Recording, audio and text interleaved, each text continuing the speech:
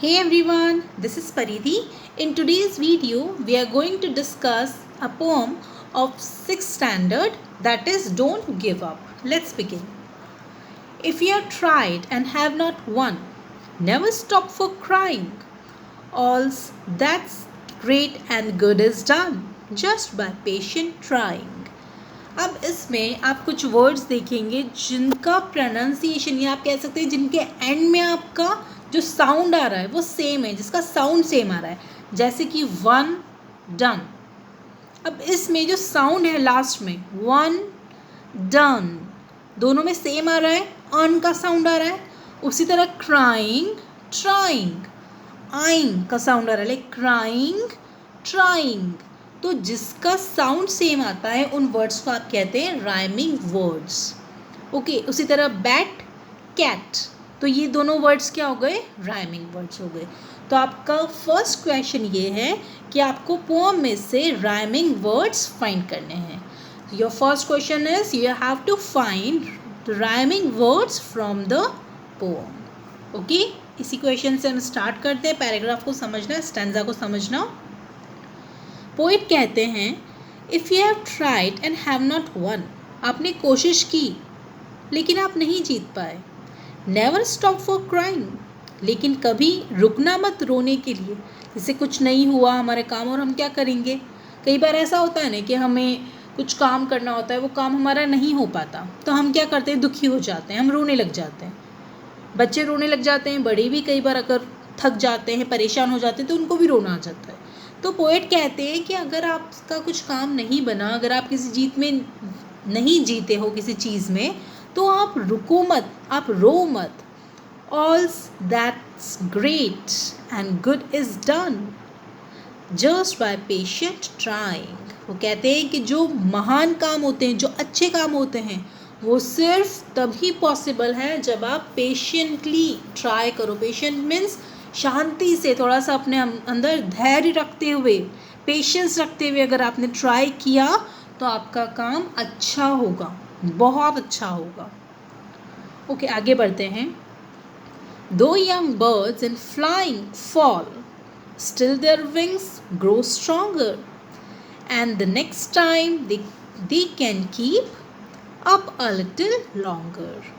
वो कहते हैं पोएट कि जो यंग बर्ड्स होती हैं, छोटी छोटी चिड़ियाँ होती हैं, उनके जो बच्चे होते हैं चिड़ियाओं के, राइट, तो चिड़िया के जो बच्चे होते हैं, जो यंग वंस होते हैं, वो आपको क्या लगता है कि एकदम से ही उड़ना सीख जाते हैं. जैसे हम देखते हैं ना कि जो बर्ड्स हैं वो कितना high they use to fly, but आपको लगता है कि जब बॉर्न होते हैं या यंग होते हैं, स्मॉल होते हैं, तो आपको लगता है क्या वो फ्लाई कर सकते हैं?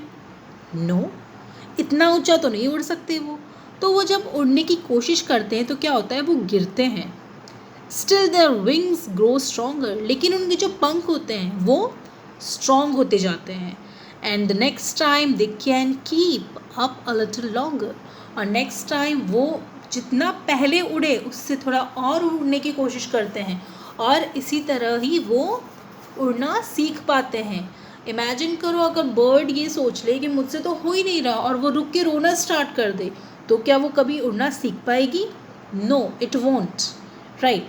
तो पोएट कहते हैं कि इसी तरह हमारी लाइफ में अगर कोई प्रॉब्लम होती है, कुछ भी चीज़ ऐसे चांस आता है, ऐसे सर्कमस्टांस आते हैं जिसके कारण हम परेशान हो जाते हैं, तो पोएट कहते हैं कि आप फिर से ट्राई करो, अपनी सक्सेस की तरफ वापस से आप कोशिश करो, लेकिन इस बार पहले से ज़्यादा एफर्ट्स लगाओ.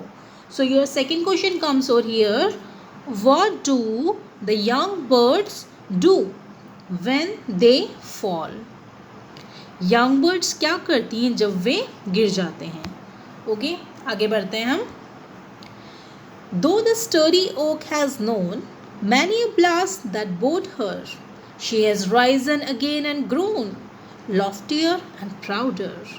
पोएट कहते हैं कि जो स्टर्डी ओक होता है, स्टर्डी का मीनिंग होता है स्ट्रॉन्ग, ओक का मीनिंग होता है, ये आपको ट्री दिख रहा है, ये ट्री ओक है. ओके, इस टाइप की ट्री को आप ओक कह सकते हैं.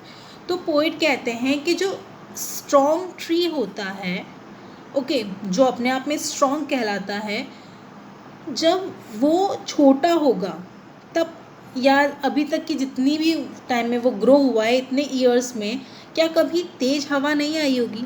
एकदम आंधी तूफान आए होंगे ना, स्टॉर्म आया होगा। तो जब स्टॉर्मी विंड्स आती हैं, उसको क्या करती है? बो करती है। बो मीन्स आप कह सकते हैं हिलाती है। आपने कभी ट्री देखा होगा, जब भी विंड्स होती हैं, विंड आती है, एकदम स्ट्रॉन्ग विंड्स आती हैं, उस टाइम क्या होता है? पेड़ भी थोड़ा बहुत हिलने लगता है।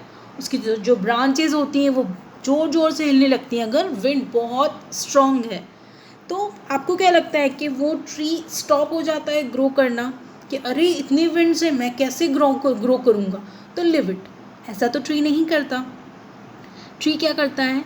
She has risen again and grown loftier and prouder. तो ट्री क्या होता है? ट्री के साथ वो राइज होता है। राइज मीन्स वापस से आगे ऊपर बढ़ता है। तो here it is use she. तो हम ये बोलेंगे कि जो पेड़ जो ओक होते हैं वो क्या करती है? वो ऊपर की तरफ बढ़ती है और हमेशा ग्रो करती है। Loftier and prouder.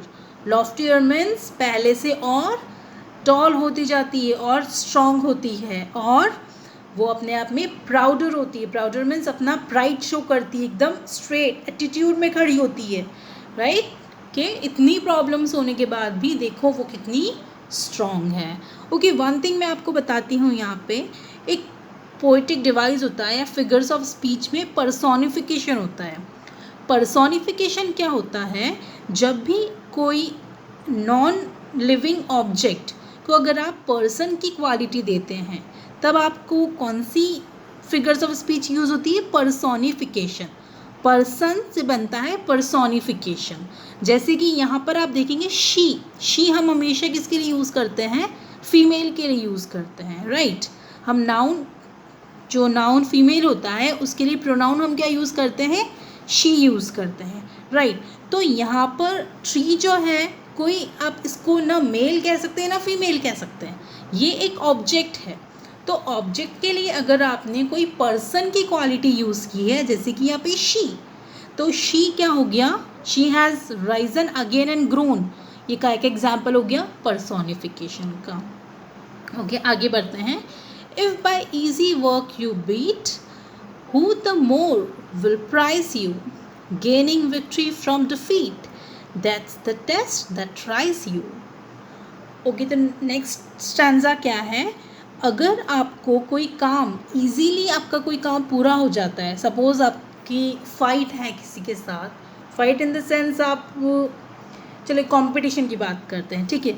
अगर आपका कोई कंपटीशन है, आपकी एग्ज़ाम है और आपको 10 मार्क्स का टेस्ट है या एग्ज़ाम है आपका, ओके, अगर आप इजीली उसको स्कोर कर लेंगे, सपोज़ करो आप 6th स्टैंडर्ड में और आपको 1st स्टैंडर्ड का सिलेबस दे दिया, आपको बोल दिया A to Z लिखो, और आपने वो A to Z बहुत अच्छे से लिख लिया, आपको अच्छे मार्क्स भी आ गए, तो क्या आपको लगता है कि उस चीज़ के लिए आपको कोई ये बोलेगा अरे वाह बहुत अच्छा किया, अप्रिशिएट करेगा? अरे ये तो 1st स्टैंडर्ड का था, आप क्या 4th स्टैंडर्ड का स्टूडेंट भी कर सकता था। लेकिन अगर आपको इमेजिन करो 7th या 8th स्टैंडर्ड का कोई वर्क दे दिया, कुछ सॉल्व करने के लिए दे दिया, कोई सम दे दिया, और आपने वो सॉल्व कर लिया, तो आपको कितना अप्रिशिएट करेंगे सब, कि 6th में होते हुए आपने 8th स्टैंडर्ड का सम सॉल्व कर लिया। दैट मीन्स अगर आपका वर्क ईजीली हो जाता है तो कोई आपको प्राइज़ नहीं देगा, कोई आपको अप्रिशिएट नहीं करेगा। Gaining victory from defeat, that's the test that tries you. सच में एग्ज़ाम कौन सी होती है? जब आपके सामने प्रॉब्लम्स आती हैं, जब आपको हारने का डर होता है। गेनिंग विक्ट्री, विक्ट्री मीन्स जीत, डिफीट मीन्स हारना या हराना किसी को।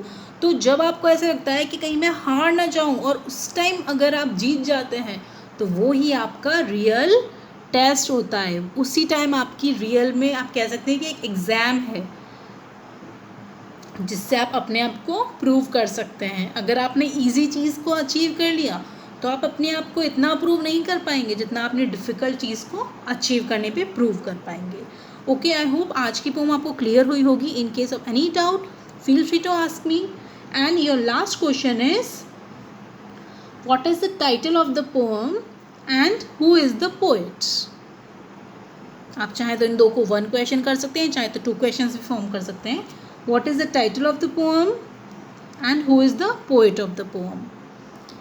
Okay then, take care, stay safe.